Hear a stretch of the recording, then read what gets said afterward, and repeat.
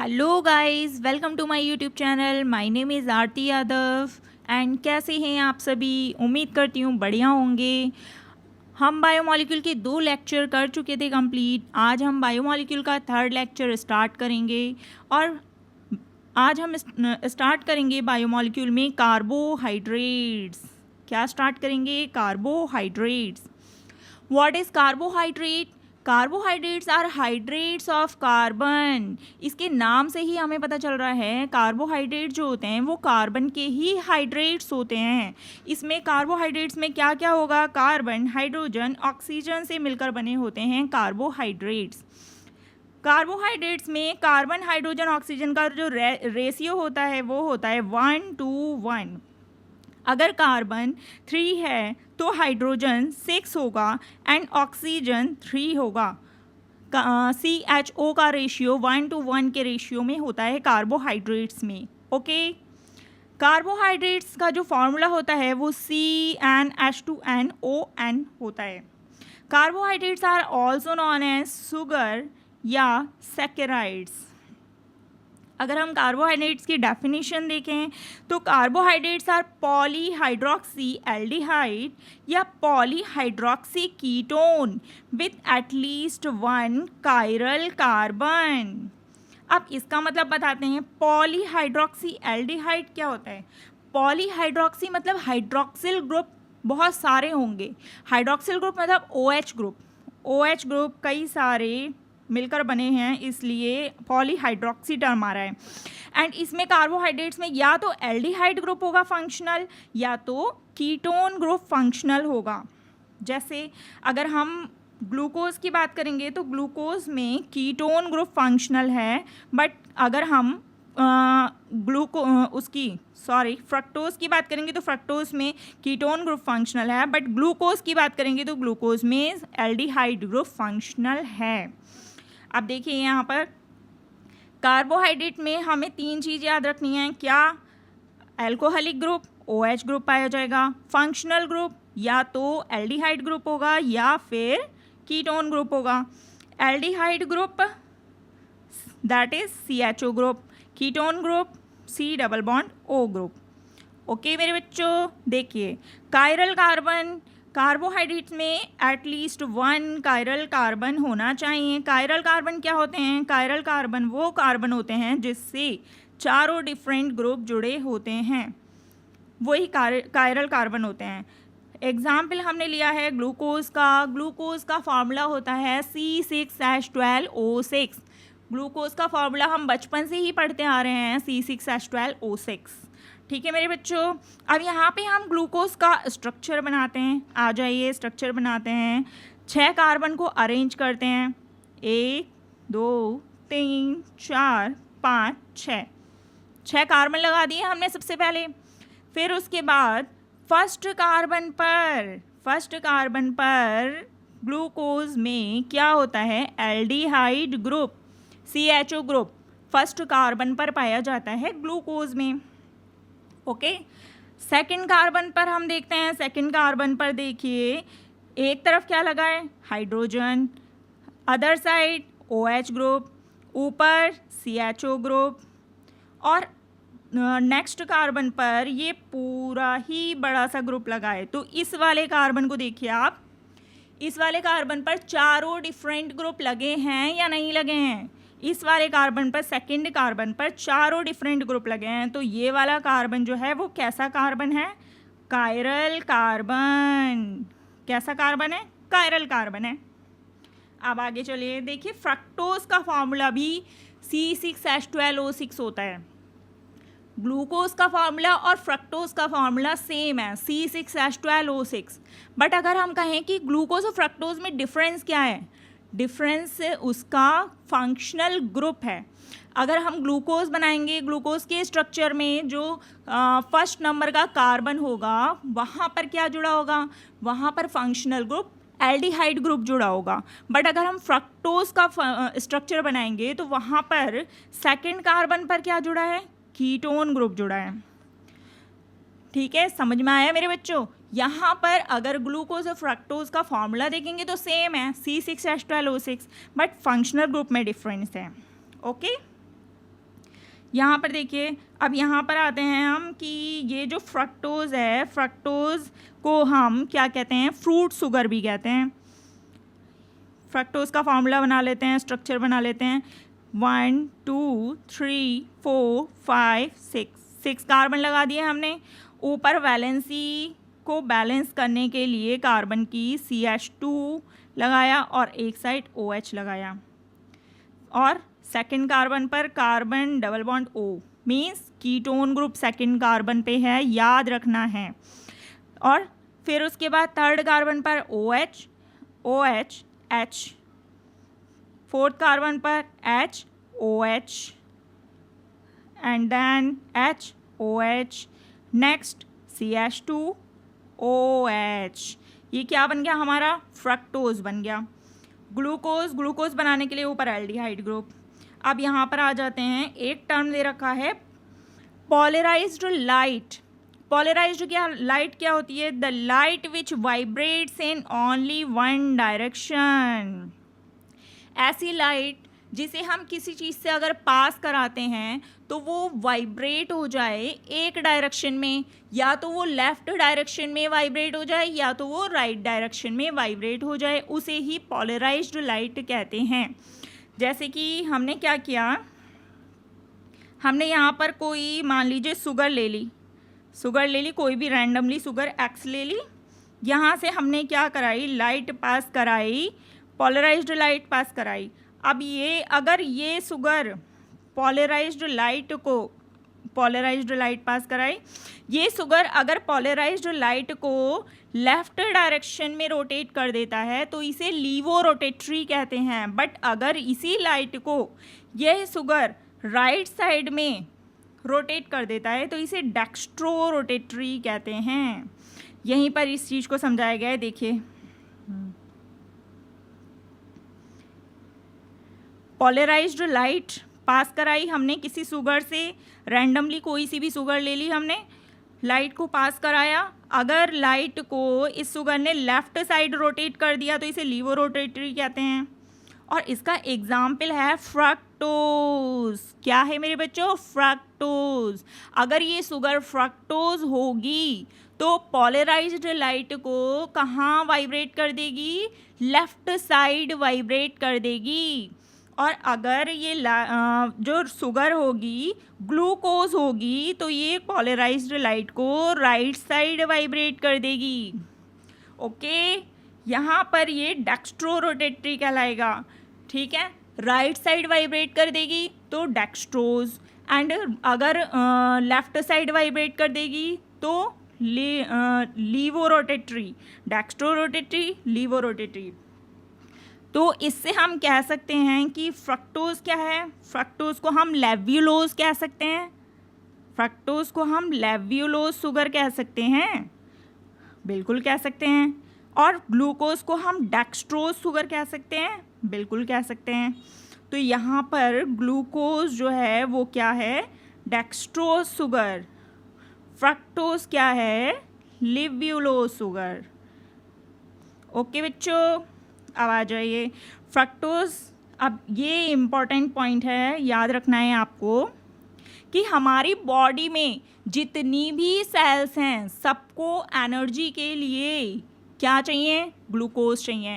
Energy बनाते हैं वो ग्लूकोज से, बट क्या एक जगह हमारी बॉडी में, केवल एक जगह, वो भी केवल मेल में एक जगह फ्रक्टोज पाया जाता है। कहाँ, मेल के सीमेन में। मेल के सीमेन में जो स्पर्म्स होते हैं वो स्पर्म्स जो है ग्लूकोज से एनर्जी डेराइव नहीं करते, वो फ्रक्टोज से एनर्जी डेराइव करते हैं, ठीक है। This point is very very IMP। आ जाइए आगे। अब हम देखते हैं मोनोसैकेराइड्स क्या होते हैं। मोनोसैकेराइड्स सिंपलेस्ट शुगर, सबसे सिंपल शुगर क्या है, monosaccharides. It can not be hydrolysed further. Disaccharide हुआ, ट्राइसैकेराइड हुआ, इन सब को हम तोड़ तोड़ कर मोनोसैकेराइड में तोड़ सकते हैं। क्यों, क्योंकि देखिए जो कार्बोहाइड्रेट होते हैं वो कई टाइप के होते हैं, मोनोसैकेराइड, डाइसैकेराइड, ट्राइसैकेराइड। और पॉलीसेकेराइड कई टाइप के होते हैं। तो डाइसेकेराइड कैसे बनेगा? जब हम 2 मोनोसेकेराइड को जोड़ देंगे तो वो बन जाएगा डाइसेकेराइड, और अगर हम 3 मोनोसेकेराइड को आपस में जोड़ दें तो वो बन जाएगा ट्राइसेकेराइड। ठीक है, लेकिन मोनोसेकेराइड सबसे सिंपलेस्ट शुगर होती है, इसे हम तोड़ नहीं सकते। इसे अगर हम तोड़ेंगे तो वो शुगर नहीं बनेगी, वो डायरेक्टली क्या बन जाएगी? कार्बन, हाइड्रोजन, ऑक्सीजन में टूट जाएगी, बट शुगर नहीं बनेगी अगर हम मोनोसेकेराइड को तोड़ेंगे। तो हम इसे दोबारा तोड़ नहीं सकते मोनोसेकेराइड्स को। फॉर्मूला मोनोसेकेराइड का CnH2nOn। ओके, यहाँ पर N क्या है? N number of carbon, number of carbon. यहाँ पर देखिए, अगर मान लीजिए मोनोसेकेराइड में हमने कार्बन 3 ले लिए, तो this will be going to be triose sugar कहलाएगा ये। एंड कार्बन अगर हमने 4 ले लिए तो टेट्रोज बन जाएगा। कार्बन हमने 5 ले लिए तो पेंटोज बन जाएगा। कार्बन 6 ले लिए तो हेक्सोज बन जाएगा। कार्बन 7 हेप्टोज बन जाएगा। ठीक है, इसके एग्जाम्पल हमने लर्न करने हैं। ट्राइओज का एग्जाम्पल है ग्लिसरॉल्डिहाइड, टेट्रोज का एग्जाम्पल है एरिथ्रोज, पेंटोज का एग्जाम्पल है राइबोज, हेक्सोज का एग्जाम्पल है ग्लूकोज एंड फ्रक्टोज, जिसकी हमें डिटेल स्ट्रक्चर भी देखना है, डिटेल स्टडी भी करनी है। हेप्टोज का एग्जाम्पल है सैडोहेप्ट्यूलोज। ओके बच्चों, ये सारे एग्जाम्पल लर्न करने हैं, इम्पॉर्टेंट हैं, एग्जाम्पल इम्पॉर्टेंट हैं। अब हम आ जाते हैं ग्लूकोज पर। तो glucose is a universal sugar, glucose is a blood sugar, glucose is a corn sugar. मक्के में जो शुगर पाई जाती है वो कौन सी शुगर होती है? ग्लूकोज शुगर होती है। और glucose is a grapes sugar. हमने देखा ऊपर कि फ्रक्टोज फ्रूट शुगर है। मैक्सिमम फ्रूट्स में कौन सी शुगर पाई जाती है? फ्रक्टोज, इसलिए फ्रक्टोज को हम फ्रूट शुगर भी कहते हैं। बट अगर ग्रेप्स की बात आई, मीठे मीठे अंगूर की बात आई, तो उसमें कौन सी शुगर पाई जाती है मेरे बच्चों? उसमें शुगर पाई जाती है ग्रेप शुगर। ओके, यहाँ पर देखिए ग्लूकोज, अभी हमने पढ़ा कि ग्लूकोज कैसी शुगर है? Dextrose sugar. क्यों? क्योंकि ये पोलराइज्ड लाइट को राइट साइड रोटेट कर दे रही है, dextrose sugar. And glucose sugar क्या है?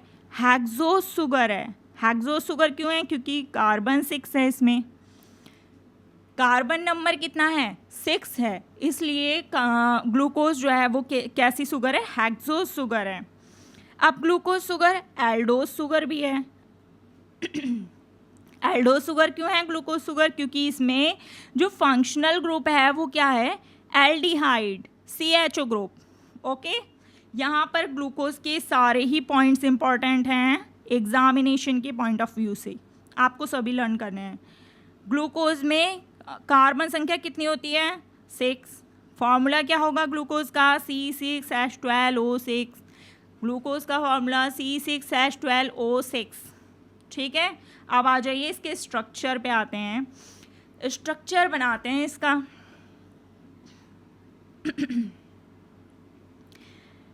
सबसे पहले हम ग्लूकोज का ओपन चैन स्ट्रक्चर बनाएंगे। आ जाइए ओपन चैन स्ट्रक्चर बनाते हैं। सबसे पहले हम क्या करेंगे? कार्बन को अरेंज कर देंगे। 6 कार्बन को अरेंज करेंगे। Carbon number 1 2 3 4 5 6। 6 कार्बन को अरेंज कर दिया हमने। हमें पता है कि ग्लूकोज में फर्स्ट कार्बन पर क्या होता है? फर्स्ट कार्बन पर होता है एल्डिहाइड ग्रुप। एल्डिहाइड ग्रुप लगा दिया हमने, CHO group is a aldehyde group. अब यहाँ पर सेकंड कार्बन पे क्या होगा? हमने सेकंड कार्बन पे OH लगा दिया। थर्ड कार्बन पे क्या किया? थर्ड कार्बन पे हमें ये बात याद रखनी है कि सब में, सारे कार्बन में सेकंड, फोर्थ, फिफ्थ पर पहले हाइड्रोजन, बाद में OH ग्रुप लगेगा। बट अगर हम थर्ड कार्बन पे लगाएंगे तो थर्ड कार्बन पर OH पहले लगा देंगे, OH और H लगा दिया हमने, लगा दिया, बिल्कुल लगा दिया। अब कार्बन नंबर 4 पे H, OH, H, OH, ये बना दिया हमने ग्लूकोज। 6 कार्बन पे CH2OH। ओके, यहाँ पर देखिए 5th कार्बन पे क्या लगा है, 5th कार्बन का जो OH है, आप मेरे पेन को देखते जाइए कि बहुत इंपॉर्टेंट है, समझने की बहुत ज़रूरत है, बिल्कुल कॉन्सेंट्रेट होकर समझिए। यहाँ पर 5th कार्बन पे जो OH है, इसका जो हाइड्रोजन है, हाइड्रोजन को मैं ले जाऊंगी ऊपर, कहाँ, ऑक्सीजन के पास, ऑक्सीजन के पास ले गई मैं। अब ऑक्सीजन के पास ले गई तो मैंने इसी से ही ये वाला स्ट्रक्चर बनाया है। देखिए, ऑक्सीजन को, ऑक्सीजन के पास हाइड्रोजन के ले गई, ये बन गया OH। ठीक है, जब हाइड्रोजन और ऑक्सीजन एक साथ मिल गए तो यहाँ पर डबल बॉन्ड नहीं रहेगा। डबल बॉन्ड किस में चेंज हो जाएगा, डबल बॉन्ड चेंज हो जाएगा सिंगल बॉन्ड में। ठीक है, अब यहाँ पर जब सिंगल बॉन्ड में चेंज हो गया ये, तो यहाँ पर क्या होगा, इस वाले ऑक्सीजन को, ये वाला ऑक्सीजन तो यहाँ पर अकेला रह गया ना, तो इस वाले ऑक्सीजन को क्या मैं यहाँ पर बीच में रख दूँ, कोई दिक्कत, कोई दिक्कत नहीं। यहाँ पर मैंने इस ऑक्सीजन को रख दिया, इस वाले स्ट्रक्चर को देखिए, यहाँ पर मैंने इस वाले ऑक्सीजन को रख दिया बीच में। ठीक है, इसके साथ जो ये बॉन्ड बना है, इस बॉन्ड को मैंने ऐसे बना दिया। फिर उसके बाद क्या किया, कार्बन नंबर 1 पे देखिए, कार्बन नंबर 1 पे जब डबल बॉन्ड सिंगल बॉन्ड में चेंज हो गया है, तब कार्बन की वैलेंसी कितनी है, कार्बन की वैलेंसी तो 1 2 3 ही रह गई थी, तो हम इससे, इसकी वैलेंसी 4 होती है ना, 4 हमें कंप्लीट करनी है। तो हमने यहाँ से एक बॉन्ड बनाया और ऑक्सीजन को जोड़ दिया और बना दी एक हेमी एसिटल फॉर्म। क्या बना दिया, ग्लूकोज का हेमी एसिटल फॉर्म बना दिया हमने। देखिए कैसे, फिर ये एक रिंग टाइप स्ट्रक्चर बन गया, रिंग टाइप स्ट्रक्चर बन गया ना, इसी से ही हम क्या बना देंगे, इसी से ही हम ये रिंग बना देंगे। कैसे बनाएंगे, इसी स्ट्रक्चर को थोड़ा सा घुमा दीजिए, इसी स्ट्रक्चर को हमें थोड़ा सा घुमा देना है। देखिए अब मैं कैसे कैसे अरेंज करूँगी, मेरे पेन की तरफ देखना आप। यहाँ पर देखिए, ये वाला जो बीच में ऑक्सीजन है, इस ऑक्सीजन को मैंने यहाँ पे सबसे पहले लगा लिया। फिर उसके बाद देखिए, इस ऑक्सीजन के साथ कौन कौन से कार्बन नंबर ऐड हैं, हमें ये देखना है। इस ऑक्सीजन के साथ एक तो कार्बन नंबर 1 ऐड है और एक कार्बन नंबर 5 ऐड है ना। Carbon number 1 and carbon number 5 इस ऑक्सीजन से ऐड है। हमने बना दिया इसके साथ, ऑक्सीजन के साथ बॉन्ड, एक ये बना दिया, एक ये बना दिया। कार्बन नंबर 1 कार्बन नंबर 5 को ऐड कर दिया यहाँ पर। ओके, अब हमने क्या किया, इसे हमने 6 मेंबर्ड रिंग बना दी, पूरी पहले बना दी 6 मेंबर्ड रिंग। अब हमें देखते जाना है कि कार्बन नंबर 1 पे क्या क्या है। कार्बन नंबर 1 पे है हाइड्रोजन, एक तरफ है हाइड्रोजन, एक तरफ है हमारा हाइड्रोक्सिल ग्रुप। यहाँ पे कार्बन नंबर 1 पे हमने लगा दिया एक तरफ हाइड्रोजन, एक तरफ लगा दिया हाइड्रोक्सिल ग्रुप। कोई दिक्कत नहीं। आगे देखिए, कार्बन नंबर 2 पे क्या है, कार्बन नंबर 2 पे भी एक तरफ है हाइड्रोजन, दूसरी तरफ है OH। कार्बन नंबर 2 पे भी हमने लगा दिया क्या, एक तरफ हाइड्रोजन, दूसरी तरफ OH। कार्बन नंबर 3 पे भी क्या है, एक तरफ हाइड्रोजन, एक तरफ OH। कार्बन नंबर 3 पे भी हमने क्या कर दिया, एक तरफ H, एक तरफ OH। 4 पे भी ऐसे ही H, OH। 4 पे भी हमने लगा दिया क्या, H, एक मिनट, 4 पे भी हमने क्या लगा दिया, 4 पे भी हमने लगा दिया H और OH। अब यहाँ पे देखिए 5th कार्बन पे एक तरफ क्या है, एक तरफ तो जुड़ा हुआ है ये वाला ऑक्सीजन, एक तरफ जुड़ा हुआ है हाइड्रोजन और एक तरफ जुड़ा हुआ है CH2OH। यहाँ देखिए, कार्बन नंबर 5 पर एक तरफ हमने जोड़ दिया हाइड्रोजन और एक तरफ ऑक्सीजन तो जुड़ा हुआ है और एक तरफ हमने जोड़ दिया CH2OH। CH2OH वाला जो कार्बन है वो कैसा है, 6th कार्बन है। 6th कार्बन रिंग में इन्वॉल्व नहीं होता है, 6th कार्बन को हमने रिंग के बाहर कर दिया। CH2OH हमेशा बाहर रहता है रिंग के, ये बात आपको याद रखनी है। अब यहाँ पर कितने मेंबर्ड रिंग बनी, यहाँ पर 6th पोजीशन वाली रिंग बनी। जहाँ पर 6th पोजीशन वाली रिंग बनी, एक जगह वहाँ पर क्या है, ऑक्सीजन, और 5 जगह क्या है, कार्बन। एक जगह क्या है, ऑक्सीजन, 5 जगह यहाँ पर कार्बन कार्बन कार्बन जुड़े हुए हैं। इस रिंग को हम कहते हैं पायरनोज रिंग। क्या कहते हैं, पायरनोज रिंग। ये बन गया हमारा अल्फा ग्लूकोज।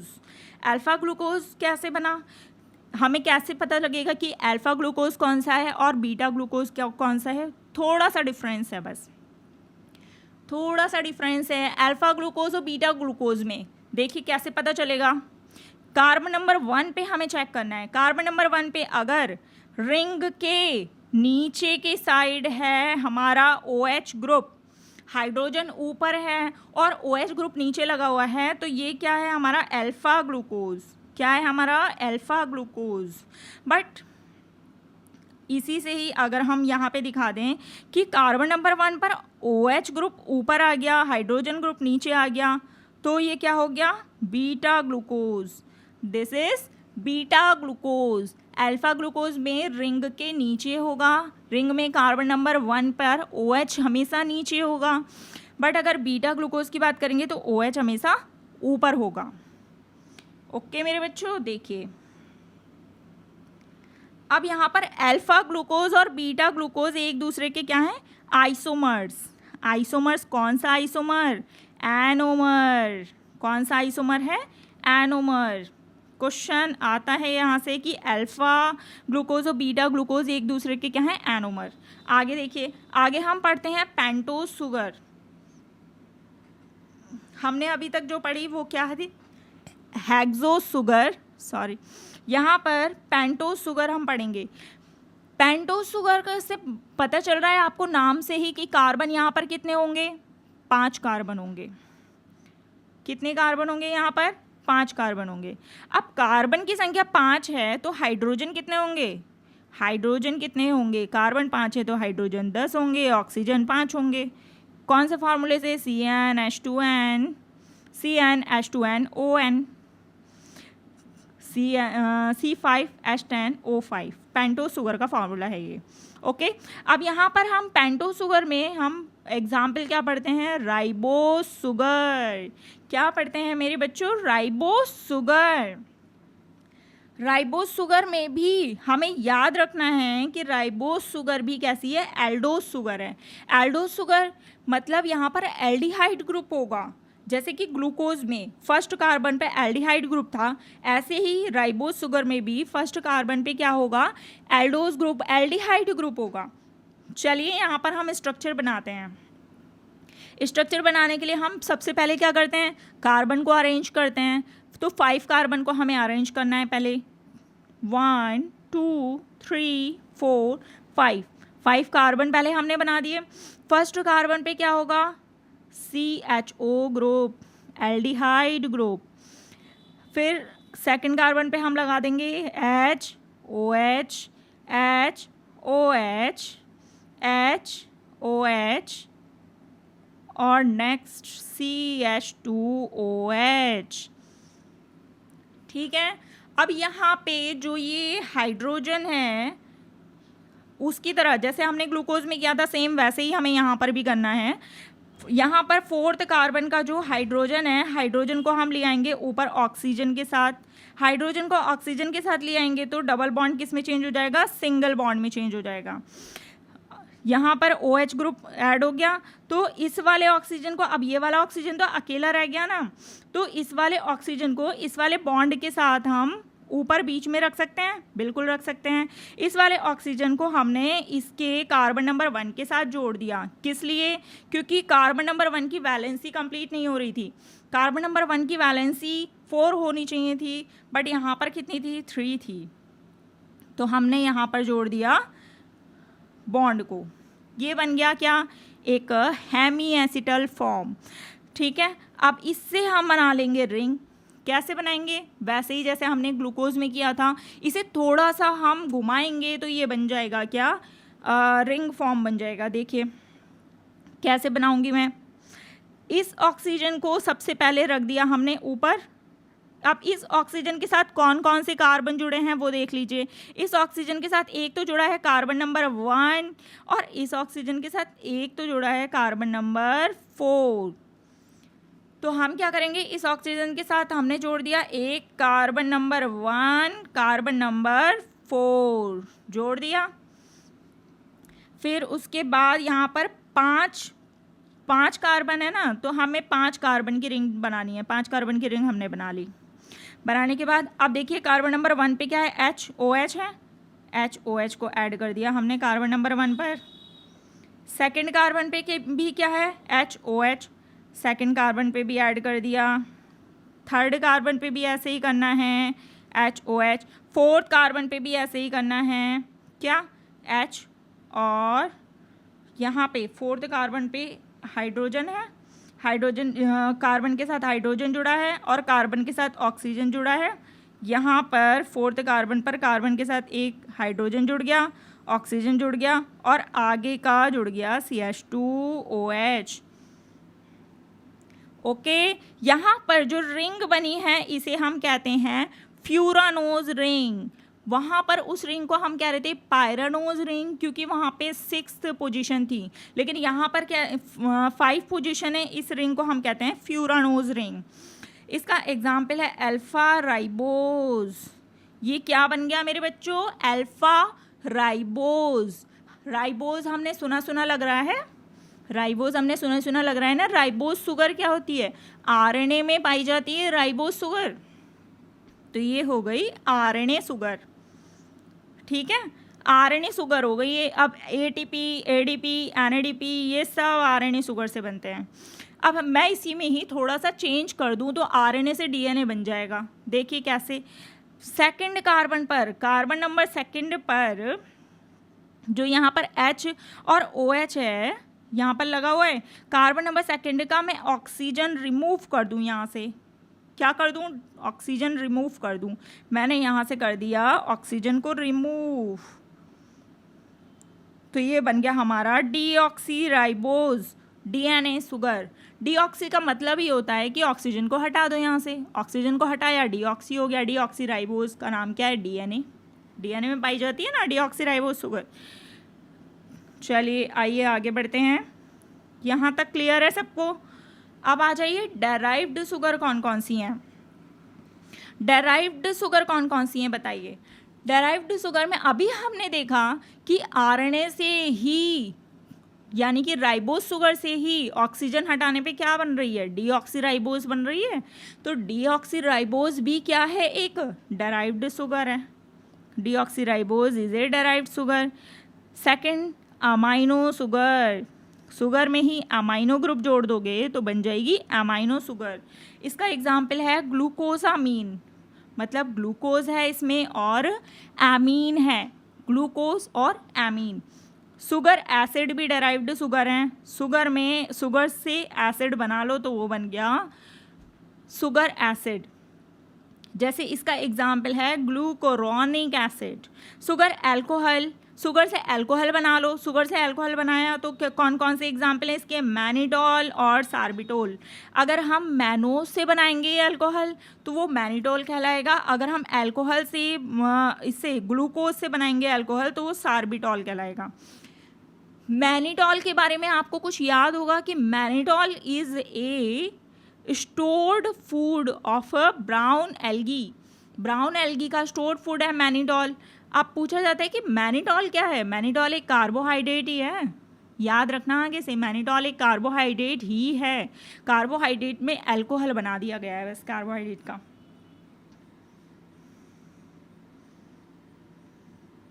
एक मिनट रुके।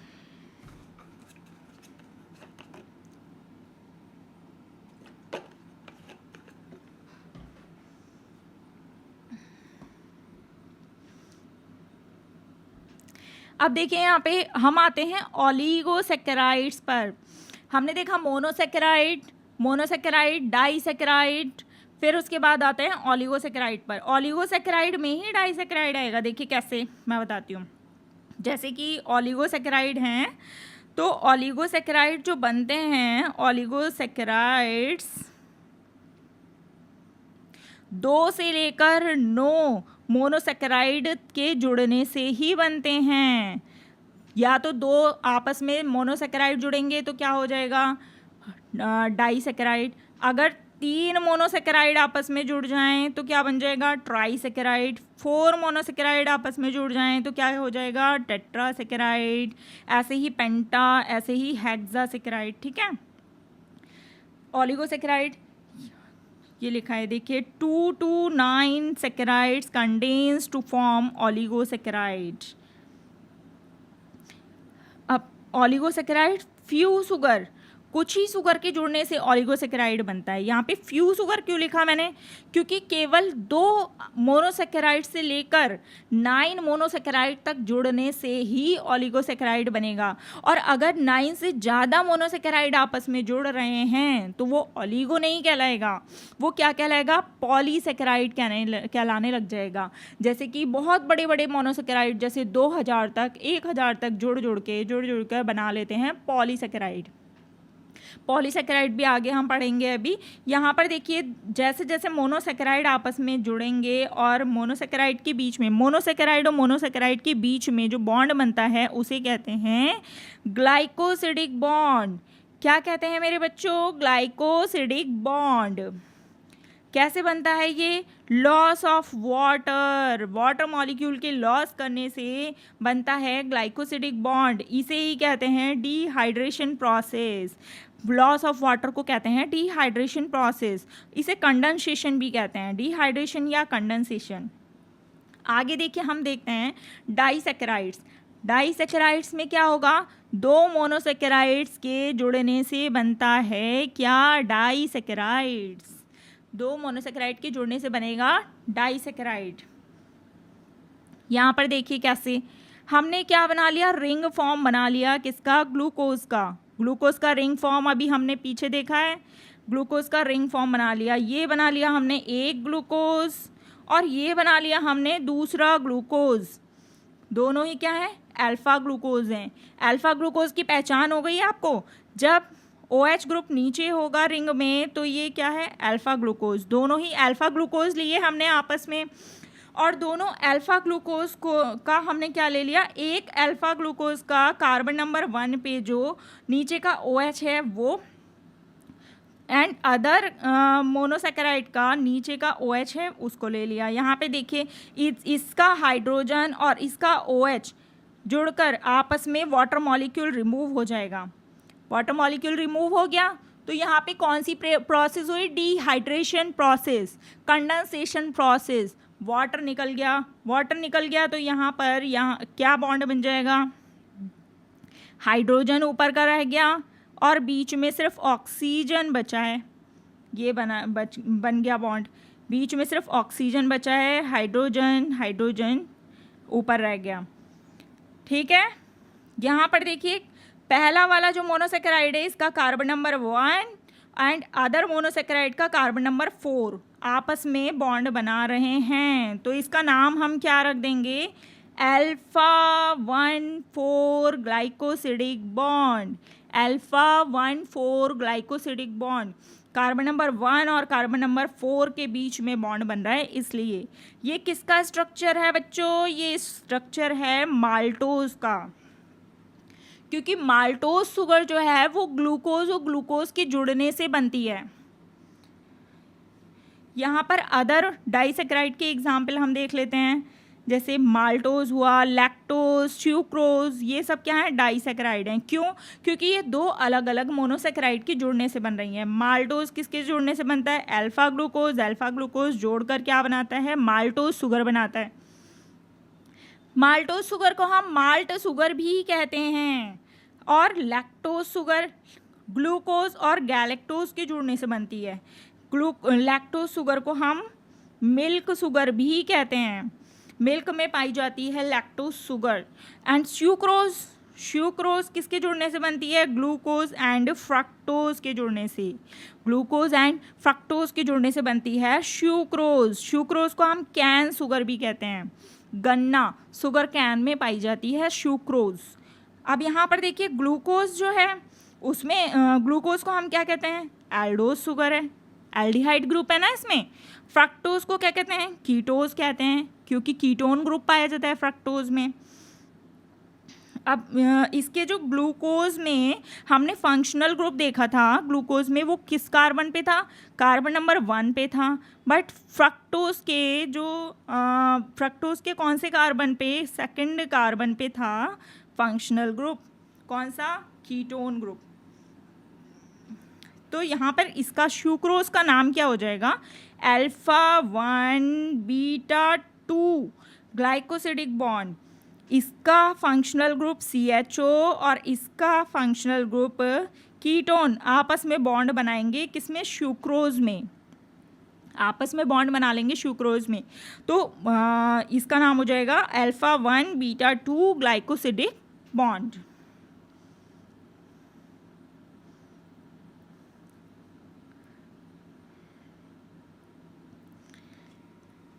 आगे देखिए हम पढ़ते हैं रिड्यूसिंग शुगर। रिड्यूसिंग शुगर कौन सी हैं और नॉन रिड्यूसिंग शुगर कौन सी हैं? मान लीजिए हमने डायबिटीज़ पेशेंट है कोई, डायबिटीज़ पेशेंट का यूरिन सैंपल लिया। यूरिन सैंपल में हमें देखना है कि इसके यूरिन में ग्लूकोज है या नहीं है। ग्लूकोज मोनोसेकेराइड होता है। मोनोसेकेराइड का टेस्ट करना पड़ता है हमें। हमने मोनोसेकेराइड का टेस्ट किया कैसे? यूरिन सैंपल में हमने मिला दिया बेनेडिक्ट रिएजेंट या फेहलिंग रिएजेंट। बेनेडिक्ट रिएजेंट या फेहलिंग रिएजेंट में क्या होता है? कॉपर +2 Cu+2 होता है। इसलिए इसका कलर अगर सैंपल के साथ इसे मिला देंगे इसका कलर हो जाता है ब्लू कलर। ब्लू कलर का हो जाएगा ये।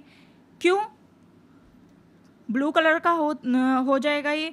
फिर उसके बाद क्या है? इसे सैंपल के साथ हीट कर दिया हमने तो इसका हो जाएगा रिडक्शन। रिडक्शन हो जाएगा तो Cu+2 किस में चेंज हो जाएगा? Cu+ में चेंज हो जाएगा और ये देगा ब्रिक रेड कलर। क्या देगा? Brick red colour. अगर इसने ब्रिक रेड कलर दे दिया तो इसका मतलब ये है कि शुगर जो है, जो इसमें ये जो यूरिन है, सैंपल जो लिया है हमने वो पॉजिटिव टेस्ट दे रहा है। पॉजिटिव टेस्ट कैसे देगा? इसके लिए हमें क्या चाहिए कि फ्री फंक्शनल ग्रुप होना चाहिए। ऐसे मोनोसेकेराइड जिसमें फ्री फंक्शनल ग्रुप होंगे केवल वही ये टेस्ट पॉजिटिव देंगे। किसके साथ? बेनेडिक्ट रिएजेंट के साथ। जैसे कि मोनोसेकेराइड में हमने देखा था। आगे देखिए मोनोसेकेराइड लिया हमने, यहाँ पर देखिए मोनोसेकेराइड का स्ट्रक्चर। ग्लूकोज का स्ट्रक्चर ले लिया हमने। ग्लूकोज के स्ट्रक्चर में यहाँ जो कार्बन नंबर 1 है, यहाँ पर देखिए कोई भी मोनोसेकेराइड होगा उसका जो फंक्शनल ग्रुप होगा वो फ्री होगा। फ्री है यहाँ पर फंक्शनल ग्रुप। चाहे हम ग्लूकोज ले लें या फ्रक्टोज ले लें, फंक्शनल ग्रुप कैसा होगा? फ्री होगा।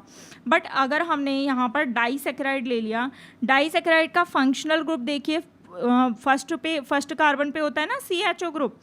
अब यहाँ पे मोनोसेकेराइड के जुड़ने से डाइसेकेराइड बने हैं। यहाँ पर फंक्शनल ग्रुप यहाँ पर अकेला थोड़ी ना है, फ्री थोड़ी ना है, बॉन्ड बना रहा है, बिजी है, फ्री नहीं है, बिजी है। तो ये क्या देगा? डाइसेकेराइड ये नहीं देगा। क्या? टेस्ट नहीं देगा, पॉजिटिव नहीं आएगा बेनेडिक्ट रिएजेंट के साथ। तो मोनोसेकेराइड सारे ही मोनोसेकेराइड क्या देंगे? सारे ही मोनोसेकेराइड ये टेस्ट देंगे बेनेडिक्ट रिएजेंट के साथ। और sugar which gives positive test with Benedict reagent known as a reducing sugar. ऐसी शुगर जो बेनेडिक्ट रिएजेंट के साथ टेस्ट पॉजिटिव दे देंगे वो क्या कहलाएगी? रिड्यूसिंग शुगर कहलाएगी।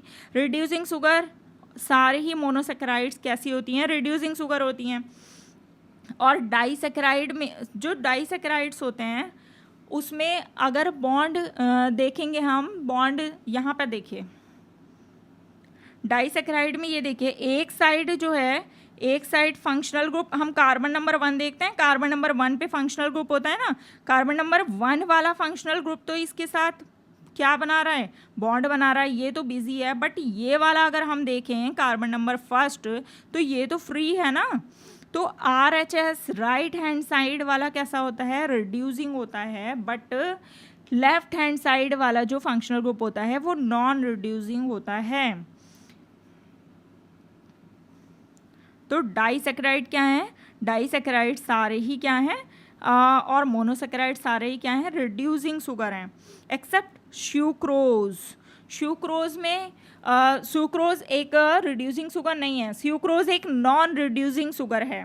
कैसे सुक्रोज नॉन रिड्यूसिंग शुगर कैसे है, क्योंकि यहाँ पर देखिए हमें पता है कि ग्लूकोज में फर्स्ट कार्बन पर फंक्शनल ग्रुप था, बट फ्रक्टोज में सेकंड कार्बन पर फंक्शनल ग्रुप था। दोनों ही आपस में बॉन्ड बना रहे हैं, तो दोनों ही क्या हैं, बिजी हैं, फ्री, किसी का फंक्शनल ग्रुप नहीं है।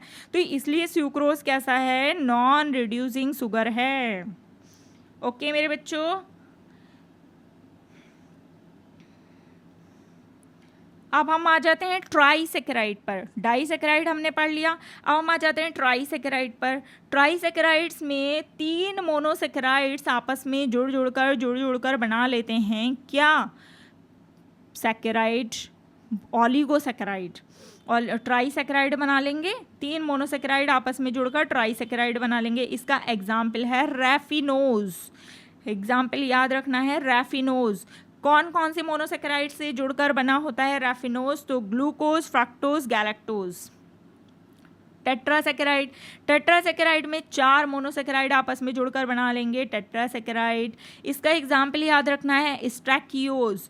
स्ट्रैकियोज कौन कौन से मोनोसैकेराइड से जुड़कर बनेगा, तो glucose, fructose, galactose, galactose.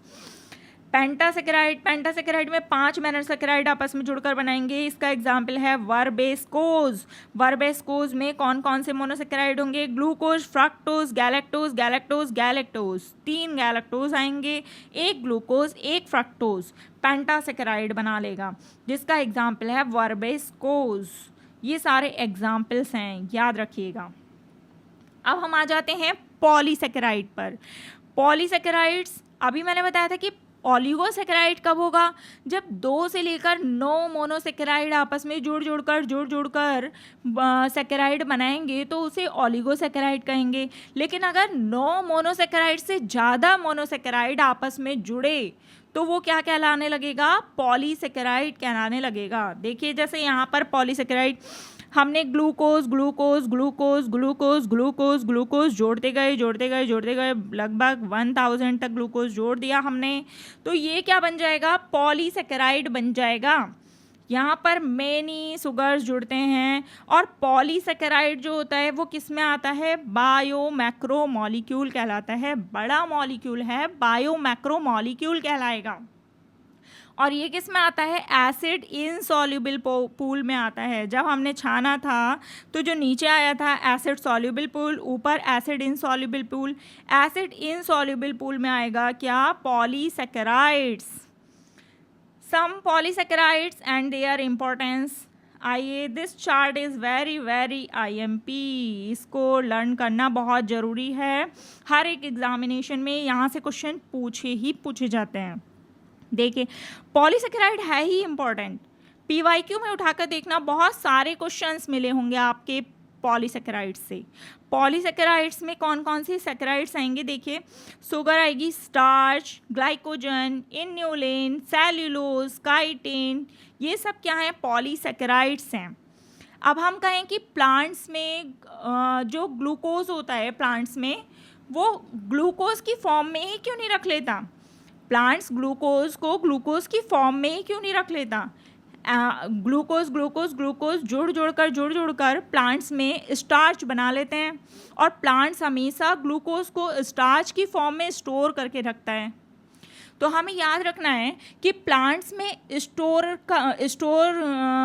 Food क्या होता है, starch.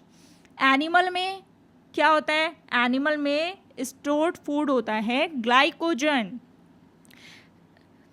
Starch glucose glucose glucose के जुड़ने से बनेगा, और ग्लाइकोजन भी ग्लूकोज ग्लूकोज ग्लूकोज आपस में जुड़कर क्या बना लेंगे, ग्लाइकोजन। स्टार्च देखिए, starch store house of energy in plant tissue.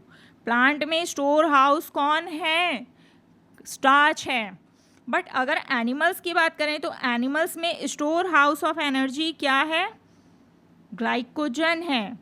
Inulin, inulin की बात करें तो इन्यूलिन देखिए स्टार्च और ग्लाइकोजन दोनों ही ग्लूकोज के जुड़ने से बने हैं, बट इन्यूलिन क्या है? इन्यूलिन फ्रक्टोज के जुड़ने से बना है। फ्रक्टोज का पॉलीमर है इन्यूलिन, ठीक है, याद रखना है।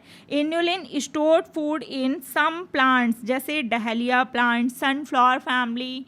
एंड डहलिया प्लांट में क्या होता है कि स्टोर्ड फूड ना ही ग्लूकोज है ना ही फ्रक्टोज है, क्या है? इन्यूलिन, इम्पॉर्टेंट है। Cellulose, cellulose most abundant polysaccharide. इन सारे ही पॉलीसेकेराइड में अगर हम कहें सबसे ज़्यादा अमाउंट में कौन सी पॉलीसेकेराइड पाई जाती है तो वो है सेल्यूलोज। क्या है? सेल्यूलोज। सेल्यूलोज हमें पता है प्लांट की सेल वॉल बनाती है, कॉटन फाइबर भी बनाती है, एंड पेपर बनाने में भी यूज सेल्यूलोज का होता है। ओके, काइटिन की बात करते हैं। काइटिन कॉम्प्लेक्स पॉलीसेकेराइड है। काइटिन फंजाई की सेल वॉल बनाती है, इसलिए काइटिन को हम क्या कहते हैं? फंगल सेलुलोज भी कहते हैं। और काइटिन कहाँ पाया जाता है? बताइए बताइए, और काइटिन कहाँ पाया जाता है? फंजाई की सेल वॉल में काइटिन पाया जाता है। और जो आर्थ्रोपोड्स होते हैं जैसे कॉकरोच वगैरह के एक्सोस्केलेटन में भी क्या पाया जाता है? काइटिन प्रेजेंट होता है। तो chitin is a complex polysaccharide. Okay, अब यहाँ पे देखिए पॉलीसेकेराइड का क्लासिफिकेशन टाइप्स पॉलीसेकेराइड के on the basis of function. Function के बेसिस पर पॉलीसेकेराइड 3 टाइप के होते हैं: storage polysaccharide, structural polysaccharide, mucopolysaccharide. Storage polysaccharide क्या करते हैं? फूड को स्टोर करने का काम करते हैं। स्टोरेज पॉलीसेकेराइड की बात करें हम तो स्टार्च, ग्लाइकोजन, इन्यूलिन, ये सब क्या हैं? स्टोरेज पॉलीसेकेराइड हैं। स्ट्रक्चरल पॉलीसेकेराइड मतलब कहीं ना कहीं कोई ना कोई स्ट्रक्चर बनाने में जो पॉलीसेकेराइड रोल प्ले करते हैं उन्हें स्ट्रक्चरल पॉलीसेकेराइड कहते हैं। जैसे सेलुलोज की बात कर लें तो प्लांट की सेल वॉल बनाने में इंपॉर्टेंट रोल प्ले करता है सेलुलोज, इसलिए सेलुलोज क्या है? स्ट्रक्चरल पॉलीसेकेराइड है। पेप्टिडोग्लाइकन की बात करें तो पेप्टिडोग्लाइकन किस में पाया जाता है? किसकी सेल वॉल बनाता है पेप्टिडोग्लाइकन? बैक्टीरिया की सेल वॉल बनाता है पेप्टिडोग्लाइकन। तो ये भी क्या है? एक स्ट्रक्चरल पॉलीसेकेराइड है। काइटिन किसकी पॉलीसेकेराइड? काइटिन जो है वो किसकी सेल वॉल बनाता है? फंजाई की सेल वॉल बनाता है। म्यूकोपॉलीसेकेराइड पॉलीसेकेराइड जो है चिपचिपे से होते हैं, जैसे भिंडी चिपचिपी सी होती है ना, ऐसे ही म्यूकोपॉलीसेकेराइड होते हैं। इसका एग्जाम्पल है अगर अगर, जेलीज, ये सब इसके एग्जाम्पल हैं। आगे देखिए पॉलीसेकेराइड को और भी तरीके से क्लासिफाई किया है। जो पॉलीसेकेराइड हैं वो होमोपॉलीसेकेराइड और हेटेरोपॉलीसेकेराइड में भी इसे बांटा गया है। देखिए होमोपॉलीसेकेराइड में क्या होता है? Repeating unit is same. जब रिपीटिंग यूनिट सेम होगी पॉलीसेकेराइड में तो उसे होमोपॉलीसेकेराइड कहेंगे, बट रिपीटिंग यूनिट डिफरेंट है तो उसे हेटेरोपॉलीसेकेराइड कहेंगे। मान लीजिए glucose glucose glucose glucose glucose मिलकर कोई पॉलीसेकेराइड बन रहा है, जैसे स्टार्च हुआ और क्या हुआ? सेलुलोज हुआ। तो ये सब क्या है? होमोपॉलीसेकेराइड हैं। एक ही टाइप की मोनोसेकेराइड जोड़ कर एक ही टाइप की बना रहे हैं क्या? पॉलीसेकेराइड। लेकिन अगर अलग अलग टाइप के स्ट्रक्चर जुड़कर पॉलीसेकेराइड बना रहे हैं तो उसे हेटेरोपॉलीसेकेराइड कहेंगे। ओके मेरे बच्चों, देखिए तो होमोपॉलीसेकेराइड का एग्जाम्पल हमें याद रखना है। क्या है? सेल्यूलोज। क्या है? सेल्यूलोज। किसके जोड़ने से बना है? ग्लूकोज ग्लूकोज ग्लूकोज के जोड़ने से बना है सेल्यूलोज। सेल्यूलोज अभी मैंने बताया कि प्लांट्स की सेल वॉल भी बनती है सेल्यूलोज से। पेपर बनाने में यूज़ होता है सेल्यूलोज। कॉटन फाइबर बनाने में यूज़ होता है सेल्यूलोज। स्टार्च की बात करें तो स्टार्च की रिपीटिंग यूनिट क्या है? ग्लूकोज। ग्लूकोज ग्लूकोज ग्लूकोज के जुड़ने से बनता है क्या? स्टार्च। स्टार्च के दो पार्ट्स होते हैं, आगे हम स्टडी करेंगे। स्टार्च के दो पार्ट होते हैं, amylose and amylopectin. Amylose and amylopectin. इसमें एमाइलोज तो 30% होता है और एमाइलोज नॉन ब्रांच्ड होता है। एमाइलोज केवल लीनियर फॉर्म होगा, तो और एमाइलोपैक्टिन कैसा होगा? ब्रांच्ड होगा। पहले लीनियर, उसके ऊपर ब्रांचिंग ब्रांचिंग ब्रांचिंग, ये होगा एमाइलोपैक्टिन। स्टार्च दो टाइप के हैं, एमाइलोज, एमाइलोपैक्टिन, याद रखना है आपको। Glycogen, glycogen glucose glucose glucose के जुड़ने से बनता है ग्लाइकोजन। और जो ग्लाइकोजन है वो stored food in animal. Glycogen में क्या होता है? स्टोर्ड। अच्छा, किसी को ये पता है कि जब हम फूड खाते हैं, मान लीजिए कोई हमने ऐसे ही बंदा बना दिया, रुके, यहाँ पे हमने कोई आदमी बना दिया, अब इसने स्टार्च क्या किया? स्टार्च खाया, स्टार्च लिया, रोटी, चावल, आलू, इनमें से कुछ भी खाया, मान लीजिए स्टार्च खाया, तब इसकी बॉडी में जाकर स्टार्च ग्लूकोज में टूट जाता है। ग्लूकोज ग्लूकोज में टूट जाएगा स्टार्च, है ना। तो हमारी बॉडी जो है ग्लूकोज को बाद में किस में चेंज कर देगी? ग्लूकोज जाएगा लिवर में, लिवर में ग्लूकोज चेंज हो जाएगा किस में? ग्लाइकोजन में। तो हमारी बॉडी ग्लाइकोजन के रूप में ही क्यों स्टोर करती है फूड को? ये PYQ भी आया हुआ है नीट की एग्जामिनेशन में। तो ग्लाइकोजन के रूप में स्टोर इसलिए करती है क्योंकि ग्लूकोज छोटे बच्चों की तरह है। ग्लूकोज छोटा मॉलिक्यूल है, छोटे बच्चों की तरह है। छोटे बच्चे क्या करते हैं? कभी इधर छेड़छाड़, उधर छेड़छाड़। तो ग्लूकोज अगर ऐसे ही अपनी ही फॉर्म में रहेगा तो वो कुछ ना कुछ केमिकल रिएक्शन करेगा और कुछ ना कुछ डिस्टर्बेंस क्रिएट करेगा ही करेगा। तो इसलिए नेचर ने क्या किया है, यहाँ पर ग्लूकोज ग्लूकोज ग्लूकोज जो है आपस में जोड़कर ग्लाइकोजन बड़ा मॉलिक्यूल बना लिया। बड़े लोग क्या करते हैं? शांति से बैठे रहते हैं और no activity, no chemical reaction, glycogen आराम से पड़ा रहता है एक जगह।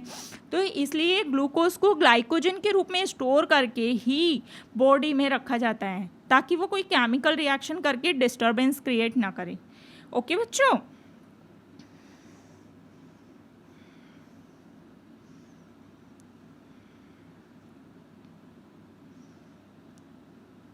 आगे चलते हैं। देखिए आगे फिर आया हमारा हेट्रोपॉलीसेकेराइड। हेट्रोपॉलीसेकेराइड में डिफरेंट टाइप के मोनोसेकेराइड्स आपस में जुड़कर बनाते हैं हेट्रोपॉलीसेकेराइड। जैसे इसका एग्जाम्पल आपको याद रखना है पेप्टिडोग्लाइकन और हाइल्यूरोनिक एसिड। हाइल्यूरोनिक एसिड के सीरम वगैरह बहुत ज़्यादा मिलते हैं मार्केट में। हाइल्यूरोनिक एसिड यूज़ बहुत ज़्यादा किया जाता है। पेप्टिडोग्लाइकन जो है वो बैक्टीरिया की सेल वॉल बनाता है। पेप्टिडोग्लाइकन किस किस से मिलकर बना होता है? NAG plus NAM. NAG is N acetyl glucosamine और NAM N acetyl muramic acid. NAG और नेम से मिलकर बना होता है क्या?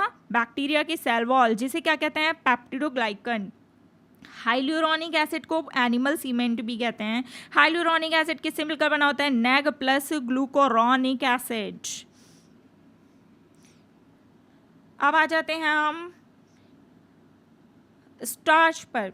Starch forms helical secondary structure and can hold iodine molecule in the helical portion. Starch is blue in color. देखिए starch जो होता है, स्टार्च ऐसे हेलिकल की फॉर्म में होता है। Helical helical helical helical is a secondary structure. याद रखना है आपको, हेलिकल क्या होता है? सेकेंडरी स्ट्रक्चर होता है। यहाँ पे देखिए स्टार्च का स्ट्रक्चर बनाया है मैंने, हेलिकल स्ट्रक्चर, ये बना हेलिकल स्ट्रक्चर स्टार्च का। अब ये जो बीच बीच में हेलिकल स्ट्रक्चर है, यहाँ पर आयोडीन होल्ड कर सकता है ना, ये आयोडीन इसने होल्ड कर ली, आयोडीन होल्ड कर ली। अब ये आयोडीन को होल्ड करके डीप ब्लू ब्लैक कलर हो जाता है, ठीक है। तो आयोडीन रेस्ट कौन देगा? स्टार्च देगा। सेलुलोज देखिए, cellulose does not contain complex helical and hence can not hold iodine. Cellulose का स्ट्रक्चर हम देखते हैं तो सेलुलोज के स्ट्रक्चर में हेलिकल नहीं बनता, हेलिकल नहीं बनता, तो सेलुलोज का स्ट्रक्चर ऐसे ही सिंपली लीनियर होता है। अब लीनियर स्ट्रक्चर होगा तो इसमें होल्ड होगा ही नहीं आयोडीन, आयोडीन को होल्ड होने के लिए हेलिक्स होने की ज़रूरत होती है, हेलिक्स है नहीं सेलुलोज में, तो सेलुलोज आयोडीन को होल्ड नहीं कर पाएगा। आगे देखिए, आगे हम देखते हैं स्टार्च को। स्टार्च अभी मैंने बताया है, स्टार्च क्या है, कैसी यूनिट से मिलकर बना है, एक जैसी यूनिट से मिलकर बना है, ग्लूकोज ग्लूकोज ग्लूकोज के मिलने से बना है। तो starch is a homopolysaccharide and starch को हम ग्लूकैन भी कहते हैं। क्यों? क्योंकि ये ग्लूकोज ग्लूकोज के जुड़ने से मिलना बना है ना, glucan. Starch storage form of glucose in plants, केवल प्लांट्स में होगा, एनिमल्स में नहीं होगा स्टार्च ग्लूकोज स्टोरेज फॉर्म में। स्टार्च दो तरह का होता है, एमाइलोज एंड एमाइलोपैक्टिन। एमाइलोज 200 से 1000 ग्लूकोज अगर आपस में मिलकर बनाएंगे स्टार्च तो उसे एमाइलोज कहेंगे, और अगर 2000 से 2 लाख तक ग्लूकोज आपस में जुड़े तो वो कहलाएगा एमाइलोपैक्टिन। ठीक है मेरे बच्चों, क्या कहलाएगा? एमाइलोपैक्टिन। एमाइलोज का स्ट्रक्चर अगर हम देखें तो ये स्ट्रेट चैन की फॉर्म में होता है। ग्लूकोज देखिए, ग्लूकोज ग्लूकोज ग्लूकोज आपस में जुड़े, जुड़ते गए जुड़ते गए जुड़ते गए, स्ट्रेट चैन बन गई। ये किसका स्ट्रक्चर है? एमाइलोज का स्ट्रक्चर है। अब यहाँ पर देखिए, यहाँ पर ग्लूकोज में ये वाला कार्बन कौन सा होता है? Carbon number first. अब यहाँ पर कार्बन नंबर फर्स्ट, ये वाला होगा carbon number 4। Carbon number first और कार्बन नंबर 4 के बीच में क्या बन रहा है? बॉन्ड बन रहा है। और ये कैसा है? Alpha glucose. तो अल्फा ग्लूकोज हैं सारे के सारे। अल्फा अल्फा टर्म हम किस लिए ले रहे हैं? क्योंकि अल्फा ग्लूकोज है, अल्फा ग्लूकोज जुड़े हैं। ये 1 और 4 के बीच में बॉन्डिंग हो रही है, इसलिए इसे कहेंगे alpha 1,4 glycosidic bond, alpha 1,4 glycosidic bond. अब यहाँ पर आप देखिए कि फर्स्ट नंबर पर ग्लूकोज के CHO ग्रुप था, तो CHO ग्रुप तो यहाँ पर बॉन्ड में पार्टिसिपेट कर रहा है, फ्री नहीं है, बिजी है। तो LHS side, left hand side जो है स्टार्च का, एमाइलोज का, वो नॉन रिड्यूसिंग है। बट अगर हम राइट हैंड साइड आ जाएं तो right hand side first carbon पर ये वाला ग्रुप तो फ्री है ना, ये वाला ग्रुप फ्री है, बिजी नहीं है, तो ये इसका ये साइड क्या कहलाएगा? Reducing side. तो ये साइड क्या कहलाएगा? Reducing side. एमाइलोपैक्टिन पर आ जाते हैं। एमाइलोपैक्टिन कैसा है? एमाइलोपैक्टिन में 2000 से 2 लाख तक ग्लूकोज के जुड़ने से बनेगा, ब्रांच्ड स्ट्रक्चर है, और यहाँ पर अल्फा 1,4 एंड अल्फा 1,6 बॉन्डिंग होती है। कैसे? अभी बताती हूँ मैं, देखिए। एमाइलोज में ये भी याद रखना है कि जो स्टार्च का जो स्टार्च का जो एमाइलोज फॉर्म होता है वो हेलिकल फॉर्म होता है, हेलिकल हेलिकल हेलिकल। अब हेलिकल की फॉर्म में है तो ये आयोडीन को होल्ड कर लेगा। एमाइलोज फॉर्म जो है वो हेलिकल है फॉर्म में, आयोडीन को होल्ड कर लेगा ना, कर लेगा तो ये ब्लू ब्लैक कलर दे देगा एमाइलोज। बट एमाइलोपैक्टिन में क्या होगा? आयोडीन यहाँ पे ब्रांचिंग पाई जाती है, मतलब एक तरफ तो स्ट्रेट रिंग होगी, फिर branching branching branching, helical form होगा नहीं, तो ये आयोडीन को होल्ड नहीं करेगा और रेडिश वायलेट कलर देगा। अब आ जाते हैं ग्लाइकोजन पर। Glycogen is a animal starch. Glycogen को एनिमल स्टार्च कहते हैं। क्यों कहते हैं? क्योंकि प्लांट्स में जो ग्लूकोज का स्टोर करने का काम कौन करता है? स्टार्च। बट एनिमल में स्टोर करने का काम कौन करता है? ग्लाइकोजन। इसलिए हम ग्लाइकोजन को एनिमल स्टार्च कहते हैं। ग्लाइकोजन स्टोर प्रोडक्ट है, reserve food in animal. Monomer इसका क्या है? Alpha glucose, glucan. Branched structure है, ग्लाइकोजन का स्ट्रक्चर भी कैसा है? ब्रांच्ड है। इसमें 1,4 अल्फा 1,4 अल्फा 1,6 ब्रांचिंग होगी। And glycogen form in liver, liver में बनता है, स्टोर होता है लिवर में, और कुछ कुछ जो होगा ग्लाइकोजन वो तो लिवर में स्टोर हो जाएगा, बाकी भेज दिया जाएगा मसल्स को, तो ये भी PYQ बनता है। ओके मेरे बच्चों, आगे देखिए सेलुलोज। सेलुलोज क्या है? सेलुलोज भी एक होमोपॉलीमर है, किसका? बीटा ग्लूकोज का। किसका है? बीटा ग्लूकोज का। हम यहाँ पे स्ट्रक्चर देख लेते हैं एमाइलोपेक्टिन का। देखिए जैसे यहाँ पे मैंने बताया कि एमाइलोज का तो सिंपल लीनियर स्ट्रक्चर है हेलिकल की फॉर्म में, बट एमाइलोपेक्टिन कैसा है? ब्रांच्ड है। तो एमाइलोपेक्टिन का जो स्ट्रक्चर होगा वो बिल्कुल ग्लाइकोजन के स्ट्रक्चर की तरह ही होगा। ग्लाइकोजन और एमाइलोपेक्टिन का स्ट्रक्चर एक ही तरह का होगा। ये देखिए ग्लाइकोजन का स्ट्रक्चर पढ़ लेंगे, यानी कि एमाइलोपेक्टिन का स्ट्रक्चर भी सेम ऐसे ही है।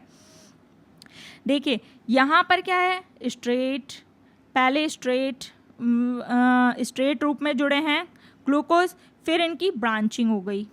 ब्रांचिंग ब्रांचिंग ब्रांचिंग कैसे हुई ब्रांचिंग देखते हैं। देखिए यहाँ पर पहले ग्लूकोज जुड़े हैं, ग्लूकोज ऐड हुए हैं, सारे ग्लूकोज ग्लूकोज ग्लूकोज ऐड हो गए। अब ग्लूकोज किन के बीच में?